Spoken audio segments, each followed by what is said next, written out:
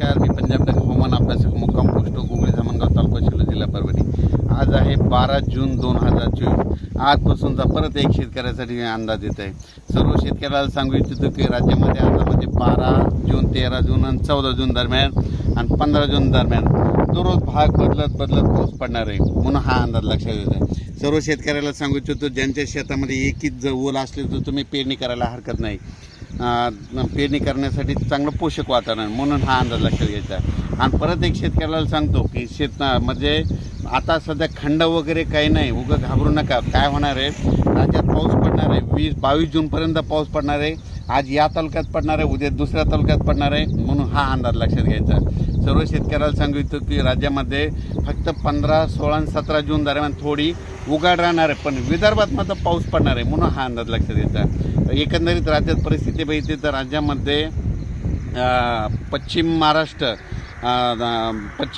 मराठवाडा आणि तसेच या भागामध्ये 12 जून 13 जून 14 जून 15 जून दरम्यान ओढे नाले वाहतील तसं आणखीन एक पाऊस पडणार आहे। काही ठिकाणी वाहुणी पडणार आहे, मुसळधार, कुठं रिमझिम, कुठं पेंडवालता पाऊस पडणार आहे, म्हणून हा अंदाज लक्षात घ्या। विदर्भातल्या सर्व शेतकऱ्यांसाठी आनंदाची बातमी, विदर्भामध्ये आज म्हणजे 12 जूनपासून आज विदर्भामध्ये बऱ्याच ठिकाणी पावसाला सुरुवात होणार आहे आणि त्याच्यानंतर विदर्भामध्ये देखील पाऊस वाढत जाणार आहे आणि विदर्भाची शेतकऱ्याची पेरणी देखील ह्या 20 तारखेपर्यंत सुरू होणार आहे, म्हणून ही विदर्भात शेतकऱ्याची आनंदाची बातमी। परत एक राज्यातील सर्व विभागावाईज घेतलं तर सर्वात पूर्व विदर्भात आज म्हणजे 12 जूनपासून पूर्व विदर्भामध्ये पावसाला बऱ्याच ठिकाणी सुरुवात होणार आहे। त्याच्यानंतर पश्चिम विदर्भात देखील 12 जून ते 22 जून दरम्यान दररोज भाग बदलत पाऊस पडणार आहे, म्हणून हा अंदाज लक्षात घ्यायचा। आणि त्याच्यानंतर मराठवाड्यात देखील सर्व शेतकऱ्याला सांगू इच्छितो की म्हणजे 12, 13, 14 जूनपर्यंत दररोज वेगवेगळ्या भागात पाऊस पडणार आहे आणि एकच ओल असले तर पेरणी करायला हरकत नाही, म्हणून हा अंदाज लक्षात घ्यायचा। ओल जर नसले तर पेरणीचा निर्णय घेऊ नये, म्हणून हे देखील लक्षात घ्यायचं।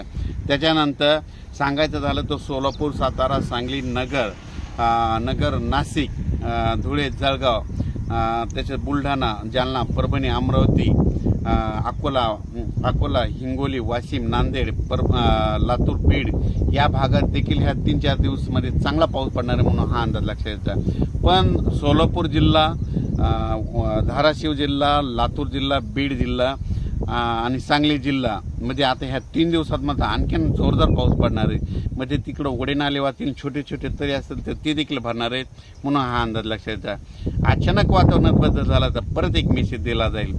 धन्यवाद।